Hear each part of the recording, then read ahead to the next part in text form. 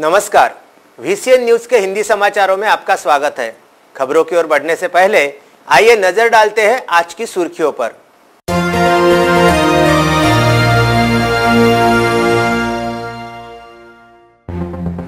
विधान परिषद की सीट के लिए चुनाव संपन्न, भाजपा खेमे में उत्साह, कांग्रेस ने भी जताई जीत की उम्मीद।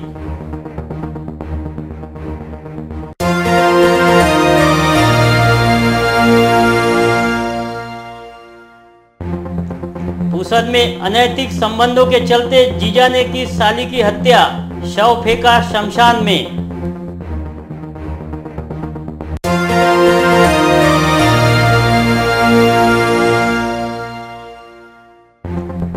नवजात अदला बदली की अफवाह पर डफरीन में परिजनों का हंगामा, महिला ठेकेदार कर्मचारी सेवा से बर्खास्त।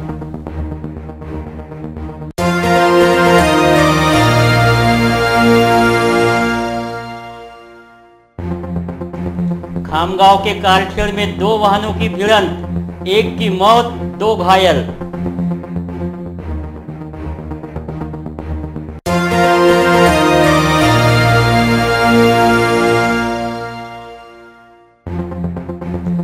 छतरी तालाब परिसर में मिले अज्ञात कंकाल की हुई शिनाख्त, महादेव खोरी के 80 वर्षीय मेघश्याम मानवतकर का था वह कंकाल।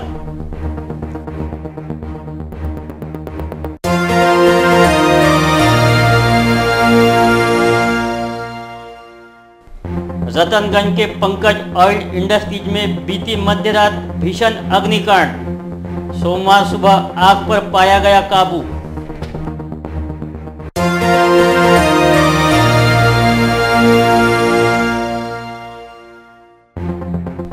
परंपराओं को दरकिनार कर विवाह की बारात निकाली दमनी पर, सेगांव में रही हर एक की जुबां पर चर्चा।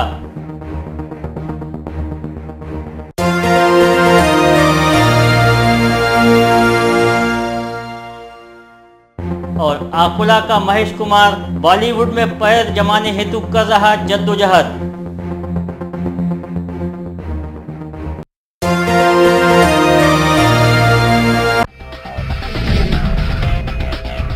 खबरें अब विस्तार से। विधान परिषद की सीट हेतु सोमवार 21 मई को अमरावती स्थानीय स्वायत्त निकाय निर्वाचन क्षेत्र के लिए मतदान कराए गए, जो सुबह 8 बजे प्रारंभ होकर दोपहर 3 बजे सिमट गए। विधान परिषद के इस चुनाव हेतु भाजपा प्रत्याशी व पूर्व पालक मंत्री प्रवीण पोटे तथा मनपा में कांग्रेस के स्वीकृत सदस्य के रूप में चुने गए अनिल माधोगढ़िया के बीच मुकाबला हुआ। बता दें कि जिले भर से विधान परिषद के इस चुनाव हेतु 489 मतदाता अपने मताधिकार का उपयोग करने वाले थे। इसमें से मात्र 1 मतदाता मतदान के दौरान अनुपस्थित रहने के समाचार है। विधान परिषद के लिए मतदाताओं की दलीय स्थिति इस प्रकार थी, जिसमें भाजपा के 199, शिवसेना के 29, कांग्रेस के 136, राष्ट्रवादी के 34, MIM के 14, युवा स्वाभिमान के 23, प्रहार के 20, बसपा के 7, मनपा के 2, RPI गवई गुट 2, कम्युनिस्ट 1 का समावेश था। इस अवसर पर VCN न्यूज से बातचीत के दौरान कांग्रेस प्रत्याशी माधोगढ़िया ने अपनी जीत पर विश्वास जताया। चुनाव रिस्पांस बहुत अच्छा है, सभी वोटर पॉजिटिव है और सबसे मुलाकात होने के बाद ऐसा लगा कि सबका रुझान अच्छा है, कोई दिक्कत नहीं आएगी। अभी तक आपको कौन कौन से पार्टी का पार्टिंग बन रहा है, क्या कहेंगे? कांग्रेस साथ में है, राष्ट्रवादी साथ में है, समविचारी पक्ष जो साथ में है, सबका सहयोग अच्छा मिला। क्या लगता है आपको, आप जीतेंगे चुनाव? हाँ, रिजल्ट अच्छे रहे, कोशिश कर रहे हैं। अभी आप अंदर जाके मुआयना किया है, कैसी व्यवस्था है अंदर? बहुत अच्छी व्यवस्था है, सब अपने अपने हिसाब से लगे हुए हैं और बहुत तंदुरुस्त सब चुस्त व्यवस्था है। बता दें कि जिले के 14 तहसीलों के 14 मतदान केंद्रों पर चुनाव मतदान प्रक्रिया पूरी हुई, जिसमें 2 मतदान केंद्र अमरावती शहर में थे। साथ ही चुनाव प्रक्रिया शांतिपूर्ण तरीके से निपटाने के लिए शहर तथा जिला पुलिस की ओर से कड़ा पुलिस बंदोबस्त भी लगाया गया था।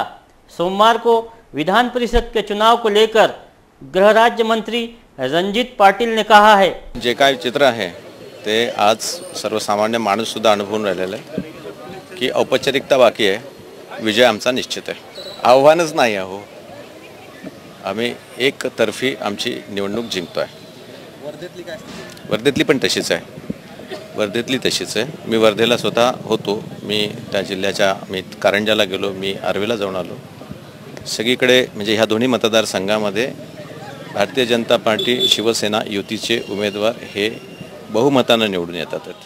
अब कांग्रेस तथा भाजपा प्रत्याशियों का भविष्य पिटारे में कैद हो चुका है. आगामी 24 मई की सुबह 8 बजे नियोजन भवन में मतगणना की जाएंगी तथा 11:30 बजे तक चुनाव के नतीजे घोषित किए जाएंगे. फ्रेजरपुरा थाना क्षेत्र के कैलाश नगर स्थित छतरी तालाब बाईपास मंगलधाम टेकड़ी से 500 मीटर पर मिले मानवी कंकाल की शिनाख्त हो चुकी है. संबंधित कंकाल महादेवखोरी निवासी मेघश्याम पांडुरंग नानोटकर का बताया गया है, जिसकी उम्र लगभग 85 वर्ष बताई गई है. लेकिन इस मामले में सबसे संदेहास्पद पहलू यह सामने आया है कि मेघश्याम नानोटकर पिछले 10-15 दिनों से अपने घर से लापता थे. इसके बावजूद उनके परिजनों ने मेघश्याम के गुमशुदगी की शिकायत किसी भी थाने में दर्ज नहीं कराई थी, जिसे लेकर भी अब यह मामला और संदेहास्पद हो गया है. बता दें कि छतरी तालाब बाईपास के पास एक मानवी कंकाल पाए जाने की खबर फ्रेजरपुरा पुलिस को मिली थी. मौके से पुलिस ने कपड़े की थैली, चप्पल तथा एल्यूमिनियम की छड़ी जब्त की और ऑन द स्पॉट कंकाल का पोस्टमार्टम कर उसे दफना दिया था. बीते शनिवार पुलिसकर्मी शशिकांत गवाई जब इस मार्ग से मॉर्निंग वॉक के दौरान यहां से गुजर रहे थे तो उन्हें दुर्गंध आते देख शशिकांत गवाई ने इसकी जानकारी फ्रेजरपुरा पुलिस को दी थी. 21 मई की दोपहर करीबन 1:30 बजे कालखेल रोड पर के महावितरण पावर हाउस के पास एक दर्दनाक हादसा हुआ. एक तेज रफ्तार से आने वाली मारुति सुजुकी इर्टिगा कार ने टाटा इंडिका कार को जोरदार टक्कर मारने से हादसे में 2 की मौत हो गई. प्राप्त जानकारी के अनुसार नत्थुजी सुपड़ाजी हेलोडे उम्र 55 व उनकी पत्नी सुनंदा नत्थुजी हेलोडे उम्र 46 चांदमारी खामगांव निवासी खामगांव से शेगांव मार्ग से कालखेड़ की ओर जा रहे थे कि अचानक विपरीत दिशा से आने वाली इर्टिगा कार क्रमांक MH40 8617 ने इंडिका कार क्रमांक MH15 VN 1903 को जोरदार टक्कर मार दी. इस हादसे में नत्थुजी हेलोडे की मौके पर ही मौत हो गई तो सुनंदा हेलोडे को उपचारार्थ अकोला भेजा गया. मृत नत्थुजी हेलोडे के बेटे ने खामगांव पुलिस में रिपोर्ट दर्ज कराई है. पुलिस ने इर्टिगा वाहन चालक विरुद्ध 115-18 कलम 279, 337, 338, 304 भादवी के तहत मामला दर्ज किया है. आगे की जांच police head constable Devrao Dhande कर रहे हैं. हमारे संवाददाता महेंद्र मिश्रा की ये रिपोर्ट. यवतमाल जिले के पुसद स्थित वसंत नगर में विगत 19 मई को मिले शव के मामले में सुनील राठौर नामक युवक के खिलाफ हत्या का मामला दर्ज किया गया है, जबकि आरोपी सुनील राठौर अभी पुलिस गिरफ्त से दूर बताया जा रहा है. इस घटना को मिली जानकारी के मुताबिक पिछले 19 मई की सुबह पुसद दिग्रस रोड स्थित लिंगायत शमशान भूमि परिसर में एक युवती का शव पाया गया था, जिससे यहां खलबली मच गई थी. पुलिस जांच में इस शव की शिनाख्त वर्षा नामक युवती के रूप में हुई थी, जो यहां के काड़ी ग्राम के निवासी और सुनील राठौर नामक युवती की साली बताई गई. बताया जाता है कि सुनील अपनी पत्नी तथा साली वर्षा के साथ पूना में रहता था, जहां वह पेंटिंग का व्यवसाय करता था. इस बीच सुनील ने अपनी साली वर्षा से नज़दीकियां बढ़ाते हुए उससे शारीरिक संबंध स्थापित किए, जिससे उसकी साली 7 माह की गर्भवती हो गई थी. मामला उजागर होने पर सुनील ने अपनी पत्नी से माफ़ी मांगकर वर्षा का गर्भपात पुसद में करने के लिए बात कही. 19 मई की सुबह सुनील काड़ी गांव से वर्षा को लेकर पुसद से निकला, लेकिन यहां किसी अस्पताल में वर्षा का गर्भपात कराने के बजाय उसे लिंगायत शमशान भूमि में ले जाकर गला दबाकर वर्षा की हत्या करने का आरोप है। वहीं दूसरी ओर देर रात तक सुनील तथा वर्षा गृहग्राम ना पहुंचने के चलते सुनील की पत्नी वसंत नगर थाने पहुंची और दोनों के गुमशुदगी की शिकायत दर्ज कराई। इस बीच शमशान भूमि में मिले युवती के शव की फोटो से वर्षा की पहचान हो गई और सुनील की पत्नी ने सुनील के खिलाफ वसंत नगर थाने में हत्या का मामला दर्ज कराया है। पूसद से हमारे संवाददाता प्रफुल्ल जोशी और अशोक रोहनकर की रिपोर्ट। हाल ही में शहर के रायली प्लॉट स्थित 2 व्यापारिक प्रतिष्ठानों में आग की घटनाएं होने की स्याही अभी सूखी भी नहीं थी कि एक बार फिर शहर के रतनगंज परिसर स्थित एक ऑयल कंपनी में भीषण आग की घटना सामने आई है। आग की इस घटना में लाखों का माल जलकर खाक होने के समाचार है। मिली जानकारी के अनुसार नागपुरी गेट थाना क्षेत्र के रतनगंज में अजय चौधरी नामक व्यक्ति की पंकज ऑयल मिल फैक्ट्री है, जिसमें ढेप, सरकी तथा अन्य इसी तरह के खाद्य पदार्थों के ऑयल निकाले जाने की प्रक्रिया की जाती है। बताया जाता है कि बीते रविवार की रात लगभग 1 बजे पंकज ऑयल मिल फैक्ट्री में सरकी से ऑयल निकालने की प्रक्रिया जारी थी। इसी दौरान शॉर्ट सर्किट के चलते आग लगने से पहले कुछ देर तक धुएं का गुब्बारा निकला और फिर यह धुएं का गुब्बारा आग की लपटों में परिवर्तित हो गया। इस बीच घटना की जानकारी दमकल विभाग को दी गई। घटनास्थल काफ़ी सकरे स्थान पर होने के चलते दमकल विभाग की गाड़ियां को मौके पर पहुंचने में काफ़ी दिक्कतें आ रही थी। वलगांव रोड स्थित दमकल विभाग के उपकेंद्र से 6 और वालकट स्थित मुख्यालय से 9 दमकल विभाग के वाहन एक के बाद एक मौके पर पहुंचे और रात 12:45 बजे लगी आग पर भारी मशक्कत के बाद सोमवार की सुबह 7 बजे आग पर काबू पाया जा सका। हमारी मिल पंकज ऑयल मिल बजरंग टिकड़ी शाहबाग में है। इसके अंदर कल रात को करीबन 1 बजे मुझे फ़ोन आया कि अंगार, मिल से फ़ोन आया कि मिल में अंगार लग गई करके, और उसी तुरंत फायर ब्रिगेड में फ़ोन करके तुरंत भागते हुए फैक्ट्री पे आया। यहाँ पे आते थे पूरा मिल में अंगार फैल चुकी थी। पूछने पे पता चला कि शॉर्ट सर्किट से मिल में अंगार लग गई। आदमी बोले शॉर्ट सर्किट से ऐसे स्टार्टर चालू करा था, शॉर्ट सर्किट से अंगार हुई, पूरे मिल में फैल गई उधर से। कोई आदमी थे नहीं क्या रात में? नहीं, 3 मशीन चालू थी, 3 मजदूर थे, मैनेजर था, रात वाला मैनेजर था, मशीन चालू थी, ऑयल मिल चालू थी। इतनी आग बढ़ने का कारण भी है भैया? वो शॉर्ट सर्किट लगी और पूरा माल जैसे अंगार फैली, तो जैसा ऑयल मिल होने से इसमें क्या रहता, पूरा ये रहता जैसा फ्लेम टाइप काम रहता ना। अच्छा, नुकसान कितना है आपका? नुकसान करीबन 1.25 करोड़ का नुकसान करीबन लग रहा है। सभी 6 से 7,000 क्विंटल सरकी नुकसान दिख रही, और कुछ ऑयल का है, मशीनरी प्लांट है, बिल्डिंग है, उसका अलग ऐसा मिला के सब नुकसान है उसके अंदर। हालांकि इस घटना में किसी प्रकार की कोई जानहानि जैसी अप्रिय घटना नहीं हुई, लेकिन रहिवासी क्षेत्र में एक ऑयल कंपनी चलने और इस कंपनी से सटकर अनेकों परिवार रहने जैसे मामले को लेकर भी मनपा प्रशासन तथा पुलिस प्रशासन की अनदेखी सामने आई है। चर्चा इस बात की भी है कि रहिवासी क्षेत्र में एक कमर्शियल कंपनी को चलाने की इजाज़त देने के पीछे मनपा के दमकल विभाग की ओर से कैसे एनओसी दी गई, यह संदेह के घेरे में है। रात में 1 बजे हमको कॉल आया कि मसानगंज के अंदर ऑयल मिल को आग लगी है करके।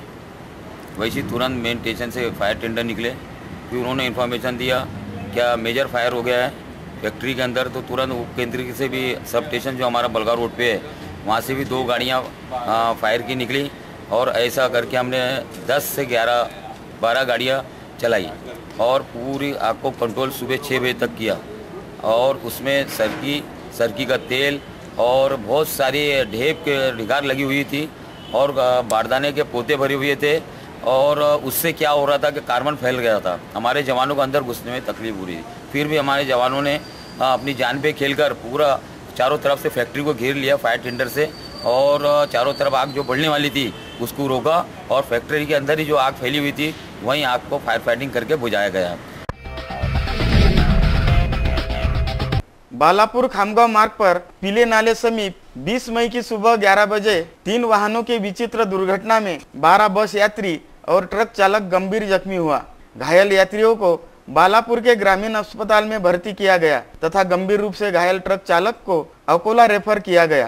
प्राप्त जानकारी के अनुसार ट्रक क्रमांक KA 25C 4242 ने अचानक ब्रेक लगाने पर पिछले ट्रक क्रमांक AP 12U 9574 ने अगले ट्रक को टक्कर मार दी और इस ट्रक के पीछे से राज्य परिवहन निगम की हिंगनघाट डिपो की बस क्रमांक MH40 A 6228 ने पीछे से ट्रक को टक्कर मारी।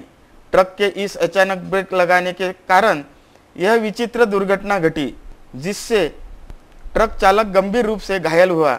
इस हादसे में बस में 12 यात्री भी घायल हुए।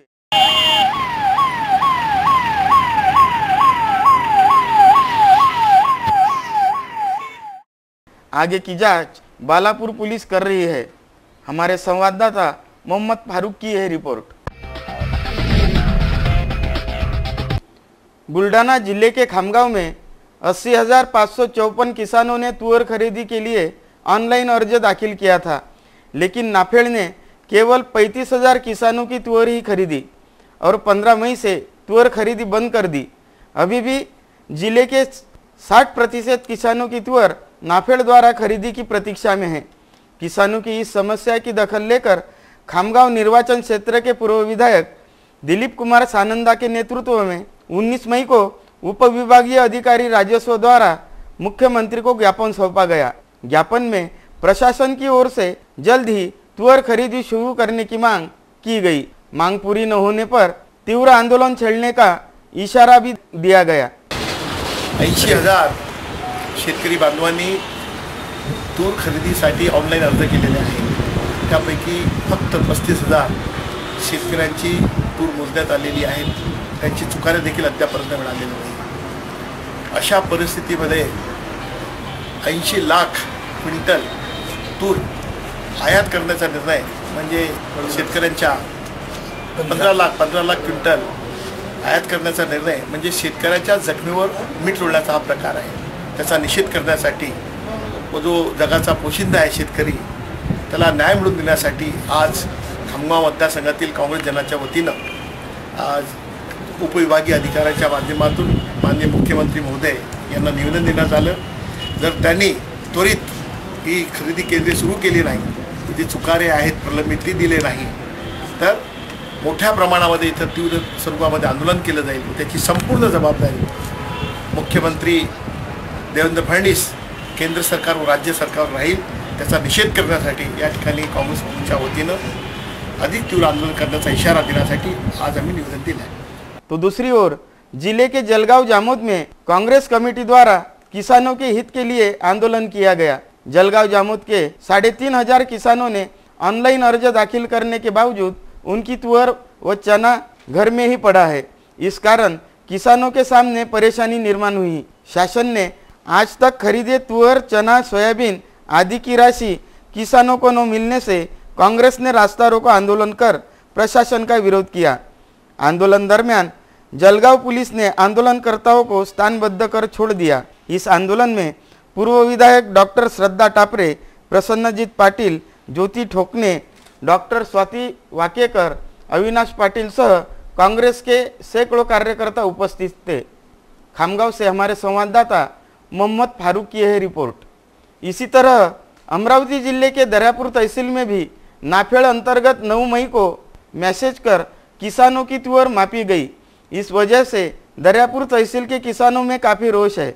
इस संदर्भ में शिवसेना तालुका प्रमुख गोपाल अरबट ने नाफेड़ के अमरावती डीएमओ को फोन लगाकर हकीकत जाननी चाहिए। मला तुमची चूक तर सांगा पहिले। तुम्ही 10 तारखेला लोक बोलावले का सर्व शेतकरी माल घेऊन? 10 तारखेला शेतकरी बोलावले आणि बारदाना तुम्ही बारदाना तिथं अवेलेबल केला नाही, तुमचं काम नाही आहे का? प्रयत्न करून उपकार करू नका। मला सांगा तुम्ही 15 तारखेपर्यंत जे 15 तारखेपर्यंत तुम्हाला माहित होतं मार्केट बंद होणार आहे म्हणून, तुमचं काम होतं ना ते? अरे तुम्ही 10 तारखेला तुम्ही जेव्हा माल बोलावला ना, शेतकरी तुमच्या घरी आले नव्हते, मेसेज आल्यावर जेवून राहिले ना, तुमचं काम होतं बारदाना अवेलेबल करणं। लेकिन डीएमओ द्वारा सही जवाब न मिल पाने से दर्यापुर के नाफेड़ कर्मचारियों के ऑफिस को बाहर से ताला लगाकर उन्हें बंदी बनाया। मी अंगावर मला फाशी द्या. मी काय म्हणतो तुम्हाला, तुम्ही मी बोला निर्णय नाही घेत. मी मुंबईला मुंबईला फोन लावतो, तुम्ही बोलून घ्या. हे फालतू गोष्ट नको, जबाबदार व्यक्ती हा, मी मी नाही जबाबदार व्यक्ती आहे. समजा जबाबदार व्यक्ती आहे म्हणजे तुम्ही साहेब चुकी करताना आम्हाला धमकी द्या, फाशी द्या म्हणून. चुकी तुम्ही करसाल, फाशी द्यायची धमकी आम्हाला देसाल. आम्ही मूर्ख आहो का? 10 तारखेला तुम्ही बोलावला, बारदाण्याची व्यवस्था तुम्ही करायला पाहिजे होती. म्हणजे चुकी तुम्ही करतात, पगार तुम्ही घेऊन राहिले, आम्ही तर कास्तकार आहोत. तुम्ही बोलायला म्हणून तिथं आम्ही. आखिरकार अमरावती से नाफेड डीएमओ दरियापुर पहुंचे, तब शिव सैनिकों ने किसानों की तुअर उनके टेबल पर डालकर प्रशासन का विरोध किया। इस आंदोलन में संजय बंड, रवि कोरडे, गणेश साखरे, जगदीश विल्लेकर, दिनेश वरगड, कमलेश वानकडे आदि सह सैकड़ों किसान भी उपस्थित थे। दरियापुर से हमारे संवाददाता किरण होले की ये रिपोर्ट। जिले की दरियापुर तहसील की यातायात अवैध वाहन धारकों से काफी परेशानी में दिख रही है। दरियापुर से हजारों यात्री हर रोज कहीं न कहीं यात्रा करते नजर आते हैं। यात्रियों के लिए दरियापुर बस अड्डे से महामंडल द्वारा सैकड़ों बसें हर रोज छुट्टी है, मगर बावजूद इसके बिल्कुल बस अड्डे के सामने ही अवैध वाहन धारक यात्रियों को बस अड्डे से बुला कर अपने वाहन में ठूस कर बिठा लेते हैं। इस बस अड्डे के सामने हमेशा भारी भीड़भाड़ रहती है। कई बार यहाँ पर गंभीर हादसे होकर कई को अपने जान से हाथ धोना पड़ा, लेकिन बावजूद इसके दरियापुर यातायात पुलिस इस संदर्भ में उदासीन नजर आ रही है। शहर में अवैध वाहन धारकों पर कार्रवाई करने की बजाय पुलिस शहर के बाहर कार्रवाई करते नजर आ रही है।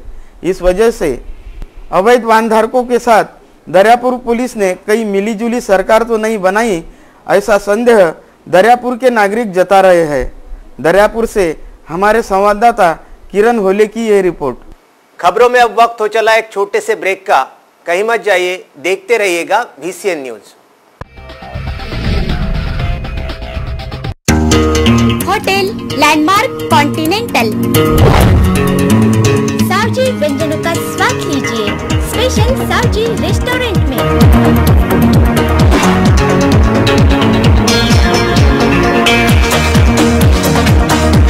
डीजे पार्टी हॉल,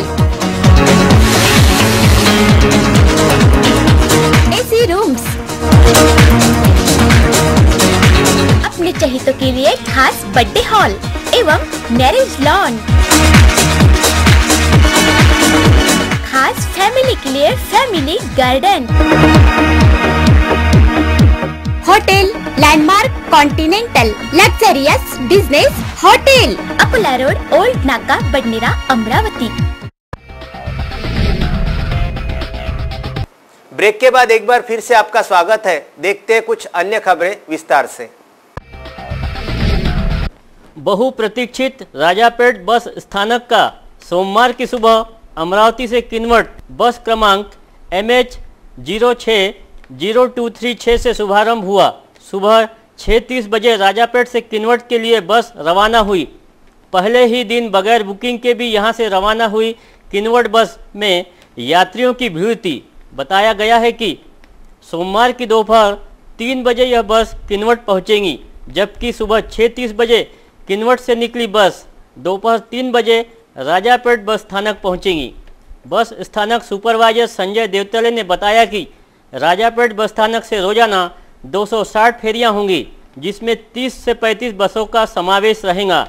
फिलहाल यहां 6 कर्मचारियों की नियुक्ति की गई है, जिसमें 2 आगार प्रमुख, 2 यातायात नियंत्रक तथा 2 सुपरवाइजर का समावेश है। रात में भी यहां बसेस पहुंचेंगी। फिलहाल यहां रिजर्वेशन प्रारंभ नहीं किया गया है, लेकिन आगामी दिनों में इस मार्ग पर चलने वाली बसों का रिजर्वेशन काउंटर भी प्रारंभ किया जाएगा। पुलिस चौकी तथा पानपोई की व्यवस्था डेपो प्रबंधन की ओर से की गई है।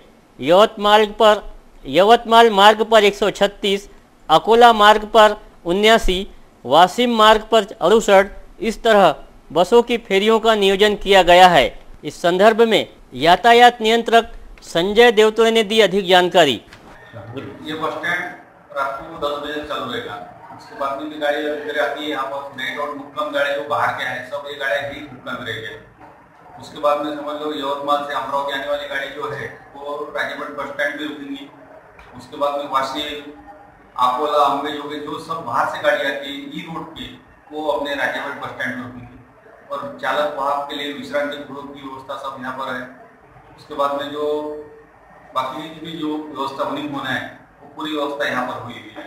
सिर्फ इसी रूट की बसें चलेंगी और आगे बढ़ने वाला है कुछ? नहीं, यहाँ से अकोला, यवतमाल और वाशिम से आने वाली सभी बस यहाँ से चलेंगी। उसके बाद में समझ लो नागपुर से औरंगाबाद जाने वाली गाड़ी है वो ये भी बस स्टैंड पे आएंगी, मेन बस स्टैंड पर भी जाएंगी। पूरे राज्य के किसानों को भारी परेशानियों का सामना करना पड़ रहा है। एक ओर नाफेड द्वारा तुअर खरीदी बंद की गई तो दूसरी ओर प्याज व्यापारी भी किसानों के नाक में दम कर रहे हैं। इस वजह से किसान अपनी फसल को व्यापारियों के बजाय अपना माल सड़क के किनारे रखकर बेचने को मजबूर हो गया है। किसान को उम्मीद है कि ग्राहक उनके माल को वाजिब दाम देगा। खामगांव के सड़कों पर भी अकोला के प्याज किसान ओंकार राव मोरे ने अपना प्याज सड़क के किनारे रखकर सीधे ग्राहकों को उपलब्ध कराया है। उनका कहना है व्यापारी किसान के माल को इतने कम दाम देता है कि किसान मजबूर होकर ऐसे कदम उठाता है। मी ओंकार राव मोरे, राहणार बेलुरा बुजुर्ग, तालुका पातूर, जिल्हा अकोला। मला अशी उम्मीद आहे की मग व्यापाऱ्यापेक्षा गिरायकाजवळ जरा उम्मीद आहे पैसे याची 300 रुपये कट्टा विकून जाऊ कांदा। हमारे संवाददाता मोहम्मद फारूक की यह रिपोर्ट। सुबह सुबह घुंघरों की खनखनाट करने वाली बैलबंडी 21वीं सदी में भी शुरू है। विशेषकर ग्रामीण भागों में इसका विशेष महत्व है। इस नए सदी में नए नए वाहनों का निर्माण हो रहा है। बावजूद इसके यह बैलबंडी अपनी खास जगह बनाए हुए है। जूना वही सोना, इस कहावत के साथ संत नगरी शेगांव में पंचायत समिति के पूर्व सभापति सुरेश शेड़के की पुत्री रानी की शादी 2 दिन पहले राउत परिवार के पुत्र के साथ हुई। शादी के बाद दूल्हा दुल्हन की बारात निकालने की प्रथा सदियों से चलती आ रही है। इस प्रथा के चलते इस किसान परिवारों ने दूल्हा दुल्हन की बारात पेट्रोल डीजल वाली गाड़ियों में न निकालकर दमनी में निकालने से लोग आश्चर्य में पड़ गए। इस बारात की चर्चा पूरे परिसर में की जा रही है। बुलढाणा से हमारे संवाददाता महेंद्र मिश्रा की ये रिपोर्ट। ज्या 30-40 वर्षाच्या आधीची परंपरा होती ते मुळीच निघाली होती। तर सांगायचं झालं तर दोन्ही कुटुंब हे शेतकरी कुटुंबातले आहेत।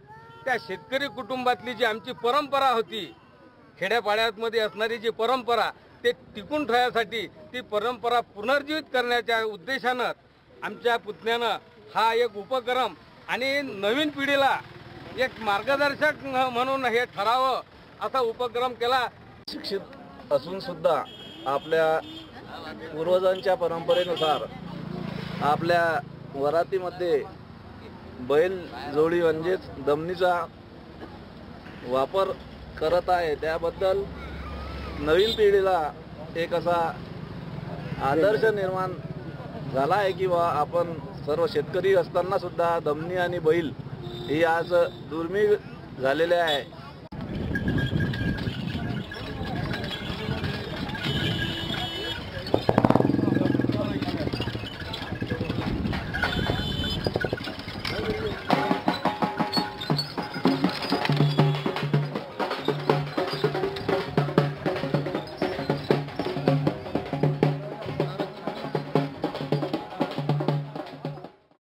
सरकार की ओर से बेटी बचाओ बेटी पढ़ाओ का नारा दिया गया है। महिलाओं के लिए अनेक योजनाएं भी शुरू की गई है। बेटी भी बेटे से कम नहीं होती, यह चित्र संत नगरी शेगांव में देखने को मिला। एक ओर बैलबंडी दमनी में दूल्हा दुल्हन की बारात निकली तो दूसरी ओर दुल्हन घोड़े पर सवार होकर मंगल कार्यालय पर पहुंची। लड़की को अपने पूरे जीवन में विविध भूमिकाएं निभानी पड़ती है। लड़की दोनों घरों का नाम रोशन करती है। इस मुद्दे को मद्देनजर रखते हुए शेगांव के अड़कने परिवार ने शादी लगने से पहले अपनी घर से अपनी पुत्री को माँ जिजाऊ का लुक देकर घोड़े पर बिठाया और शादी के मंडप तक शोभा यात्रा निकाली। अड़कने परिवार की ओर से लड़का लड़की में समानता दिखाने हेतु यह कार्य कर इतिहास रचाया गया। वीडियो जर्नलिस्ट समीर देशमुख के साथ महेंद्र मिश्रा की यह खास रिपोर्ट। वाशिम जिले का कामरगांव हर दिन सुर्खियों में रहता है। यहाँ पर पीने के पानी की भारी किल्लत की समस्या खत्म होने का नाम नहीं ले रही, तो ग्राम पंचायत के तटगट के राजकारण के चलते इस गांव का विकास नहीं हो पा रहा है। लाखों रुपए के निधि अंतर्गत विकास होने का यहाँ सिर्फ दिखावा किया जा रहा है। कामरगांव के वार्ड क्रमांक 5 के नालियों की साफ सफाई न करने से इसी गांव के गजानन कालपांडे के घर के सामने से गंदा पानी बह रहा है। इससे इस परिवार को काफ़ी दिक्कतें आ रही है, लेकिन ग्राम पंचायत प्रशासन इसकी ओर अनदेखी कर रहा है। कालपांडे परिवार ने इस समस्या से छुटकारा मिलने की मांग ग्राम पंचायत प्रशासन को की है। हमारे संवाददाता नरेंद्र बोरकर की यह रिपोर्ट। खूप साठलेला आहे। आम्ही ग्रामपंचायतमध्ये तक्रार केली आणि इतकी तक्रार करून तरी आमच्या घरासमोर हे सफा सुद्धा केलेलं नाही आहे। 5 नंबरच्या वाट क्रमांकामध्ये आम्ही हे 5-6 महिन्यापासून सांडपाणी काढलेलं नाही आहे अजून। तुम्ही याची तक्रार वगैरे दिली होती का? हा, आमच्या घरा लहान मुले आहे, त्यांना खूप त्रास होते, मच्छर होते आणि इथं खूप गयाट आहे, त्यामुळे आम्ही तक्रार नोंद केली।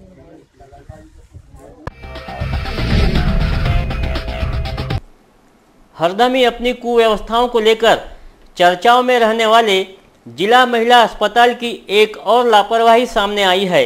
यहाँ प्रसूति के दौरान परिवार द्वारा नवजात बदले जाने को लेकर जमकर हंगामा मचाया गया। घटना की पूरी तहकीकात के बाद लगभग 3 घंटे तक चले इस हाई ड्रामे के पश्चात जिस परिवार को बेटी हुई उसे बेटी होने की बात समझाई गई और दूसरे परिवार को बेटा होने की खुशी मिली। इस संदर्भ में मिली जानकारी के अनुसार स्थानीय जिला महिला अस्पताल में सोमवार की सुबह नांदगांव खंडेश्वर निवासी सोनू पिंपलकर नामक महिला को प्रसूति हेतु भर्ती कराया गया था, तो वहीं नांदुरा खुर्द निवासी सुमैया नामक युवती को उसके परिजनों ने प्रसूति के लिए यहां भर्ती कराया। सुबह लगभग 11 बजे सुमैया को प्रसूति में देरी होने के चलते उसका सीजर ऑपरेशन किया गया। इस दौरान पास के ही टेबल पर 11:20 बजे सोनू पिंपलकर नामक युवती को सामान्य प्रसूति में बेटा हुआ। इस दौरान यहां डॉक्टर तथा नर्स व महिला कर्मचारी मौजूद थी। बताया जाता है कि ऑपरेशन थिएटर में उपस्थित एक महिला ने नियमों का उल्लंघन कर ऑपरेशन थिएटर से बाहर जाते हुए वहां खड़े सुमैया के परिजनों को कहा कि उन्हें बेटा हुआ है। यह बात वहां खड़े अन्य परिजनों को समझ में आई और दोनों के घरों में बेटे ने जन्म लिया है, इस बात की खुशी मनाई गई। लेकिन जब ऑपरेशन थिएटर से सुमैया को बाहर लाया गया तो उसके पास बेटी थी। यह देख उसके परिजनों ने हंगामा मचाना प्रारंभ कर दिया। उन्होंने सीधे आरोप लगाया कि उनके परिवार में जन्मा बेटा बदल दिया गया है। हंगामा मचाते हुए सुमैया के परिजन अधीक्षक कार्यालय पहुंचे और आरोप लगाने लगे कि उनके साथ धोखेबाजी की गई है, जिसके बाद मौके पर पहुंची प्रभारी अधीक्षक डॉक्टर अर्चना जामटे ने पूरी वास्तविकता जांची और पाई कि सुमैया के परिजनों द्वारा लगाया गया आरोप तथ्यहीन है, क्योंकि ऑपरेशन थिएटर में प्रसूति होते ही नवजात के हाथ में टैग लगाया जाता है। इसमें परिवार का नाम तथा बेटी या बेटा होने का उल्लेख होता है। इसके साथ ही प्रसूति पश्चात वहां मौजूद अन्य डॉक्टर प्रसूति से जुड़े दस्तावेजों पर संबंधित मामले से जुड़ी जानकारी लिखते हैं, जो सारी जानकारी व्यवस्थित तरीके से लिखी गई थी। इस संदर्भ में सुमैया के परिजनों ने अधीक्षक डॉक्टर अर्चना जामटे से उनके कार्यालय में पूछे जाने पर उन्होंने सारी जानकारी बयां की और यह भी कहा कि डफरीन प्रशासन की ओर से सारी कार्यप्रणाली पारदर्शक की जाती है। यदि उन्हें अब भी इस मामले को संदेह है तो वे बच्चे तथा उसकी माता को लेकर डीएनए टेस्ट करा सकते हैं। उन्होंने यह भी माना कि अस्पताल प्रबंधन द्वारा ठेकेदारी प्रणाली पर रखी गई संबंधित महिला जिसने इस बात की गलत जानकारी दी है उसे सेवा से बर्खास्त किया गया है। अकोला जिले के बालापुर तहसील के वाडेगांव निवासी महेश प्रल्हादराव फुल उबरीकर, जिसका फिल्मी नाम महेश कुमार है। उन्होंने पुणे में अपना जॉब करते हुए बॉलीवुड में अपना भविष्य बनाने के प्रयास जद्दोजहद कर रहे हैं। महेश कुमार ने बीए इंग्लिश लिटरेचर में शिक्षा प्राप्त की। उन्हें तीसरी कक्षा से ही फिल्म क्षेत्र में रुचि थी। सारे जीवन में नृत्य स्पर्धा, वक्तृत्व स्पर्धा आदि तथा राज्य स्तरीय जूडो कराटे स्पर्धा में अच्छा मुकाम हासिल किया। सीताबाई कला महाविद्यालय द्वारा दिल्ली में नेशनल इंस्टिगेशन कैंप के लिए उनका चयन हुआ था, जहां उन्होंने डांसिंग में judo karate, martial art, computer hardware और नेटवर्किंग में वो महारत रखते हैं। फिलहाल पुणे में कंप्यूटर हार्डवेयर इंजीनियर के पद पर काम करने के पश्चात अब वह दवाई कंपनियां एरिया मैनेजर पद पर काम कर रहे हैं। फिल्म नगरी में और कला क्षेत्र में अब उन्होंने अपना कदम रखा है। साल 2015 में पहली मराठी शॉर्ट फिल्म धासू जस्ट अभिनेता किशोर प्रधान के साथ काम करने का उन्हें मौका मिला। मराठी फिल्म कौल मनाचा, हिंदी फिल्म रुस्तम, मराठी सीरियल माझ्या नवऱ्याची बायको में उन्होंने भूमिका निभाई। हिंदी फिल्मों में आह्वानात्मक भूमिका निभाने के साथ साथ मार्शल आर्ट एक्शन संबंध में स्टंट फिल्म में जौहर दिखाने का उनका सपना है। हमारे संवाददाता मोहम्मद फारूक की यह रिपोर्ट। स्वाधीनता के 70-71 साल बाद भी मेलघाट के गांव में पेयजल उपलब्ध नहीं है। जनजातीय लोग रोजाना किलो 2 मीटर चलकर पानी का प्रबंध करने को मजबूर है। ऐसे में बच्चे सबसे ज़्यादा प्रभावित है। माँ बाप को पानी लाने के लिए बच्चों को भी काम पर लगाना पड़ रहा है। सरकारें बदली मगर मेलघाट के आदिवासी लोगों की जिंदगी नहीं। इसलिए 22 मई से माखला ग्राम पंचायत के सामने आदिवासी सुबह सवेरे से ही आंदोलन शुरू कर देंगे। ऐसा ऐलान जाने माने कार्यकर्ता एडवोकेट बंड्या साने ने सोमवार को यहां पत्रकार परिषद में की। बंड्या साने ने कहा कि फडणवीस सरकार बड़े दावे कर रही है, सोलर लाइट लगाने के दावे किए हैं, मगर मेलघाट के गांव में अंधकार छाया हुआ है। ऐसे ही पानी की भीषण समस्या है। इसके बावजूद सरकार और प्रशासन इस ओर ध्यान नहीं दे रहा है, जिससे लोगों में गुस्सा पनप रहा है। इसके साथ ही यहाँ जनजातीय क्षेत्र के कई कार्यकर्ता भी मौजूद है। पत्रकार परिषद में बंड्या साने ने कहा कि चिखलदरा तहसील के माखला में सोलर लाइट पहुंचने का दावा किया गया, किंतु यहाँ की 1008 आबादी पानी के लिए तरस रही है। गांव में 2 सार्वजनिक कुएं हैं, दोनों ही लगभग सूख चुके हैं।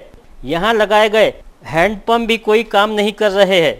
सोलर उपकरण से जलापूर्ति शुरू करने के दावे खोखले साबित हो रहे हैं, जिसके चलते अब 22 मई की सुबह से ही आंदोलन किया जाएगा। और मेरे यहाँ की समस्या ऐसी है कि 8 तारीख से मेरे यहाँ पे संडास उल्टी का लागन चालू हो गया। तहसीलदार साहब को बारंबार पत्र देने के बाद भी तहसीलदार साहब चिखलदरा की इन्होंने कोई भी एक्शन नहीं लिया। फिर डायरेक्ट सीओ मैडम को डोर टू डोर फोन पे बात किए तो उन्होंने तत्काल टैंकर की व्यवस्था और आरोग्य डिपार्टमेंट को सोलापुर में भेजाया। और मेरे यहाँ पे कोटिवादी रुपए खर्चा होने के बाद भी आज रोज ही मेरे गांव में लोग पानी से तरस रहे हैं। टैंकर 2 ही टाइम आता है, वो भी 12 बजे एक, और दूसरा टैंकर आता है 4 बजे। जब तक लोग टैंकर की रास्ता देख रहे हैं, आज भी संडास उल्टी से कल रात को मैंने 2 पेशेंट को अचलपुर उप जिला रुग्णालय में भर्ती किया है। अखिल भारतीय विद्यार्थी परिषद की ओर से जिले के सेमाडोह में पाउलवाट इस एक पहर गांव की ओर शिविर का 17 से 20 मई की अवधि में आयोजन किया गया था, जिसमें मेलघाट संस्कृति दर्शन, वन्य जीवन, जंगल भ्रमण व पक्षी दर्शन, शिवार फेरी, श्रम संस्कार जैसे अनेक सत्रों का आयोजन किया गया। उद्घाटन समारोह में अनुलोम संस्था के जनसंपर्क अधिकारी भूपेंद्र मजुमदार तथा छोटू भाऊ वलगावकर प्रमुखता से उपस्थित थे। दोनों प्रमुख मान्यवरों ने उपस्थित विद्यार्थियों का मार्गदर्शन किया। मुंबई से आए मान्यवरों ने प्रदर्शनी का अवलोकन भी किया। इस दौरान उप वन संरक्षक की ओर से भी विद्यार्थियों का मार्गदर्शन किया गया, जिसमें जंगल प्राणी तथा जंगल कानून से जुड़ी जानकारी दी गई। इसके साथ ही आरोग्य केंद्र सेमाडोह के मेडिकल अधिकारी डॉक्टर वाघमारे ने स्वास्थ्य सेवा किस तरह उपलब्ध की जाती है इसकी जानकारी दी। सुप्रसिद्ध समाज सेविका डॉक्टर स्मिता कोले ने मेलघाट के जीवन पर मार्गदर्शन किया। अखिल भारतीय विद्यार्थी परिषद की कार्यशैली को लेकर विस्तारक रवि दांडगे ने पेश किया। सेमाडो में अग्निकांड से बर्बाद हुए घरों को बनाने के लिए श्रमदान शिविर में अखिल भारतीय विद्यार्थी परिषद की ओर से काफी श्रमदान किया गया। हिंदी समाचारों में आज के लिए बस इतना ही। विदर्भ से जुड़ी तमाम जानकारी जानने के लिए देखते रहिए विदर्भ का सर्वश्रेष्ठ न्यूज चैनल VCN न्यूज। नमस्कार।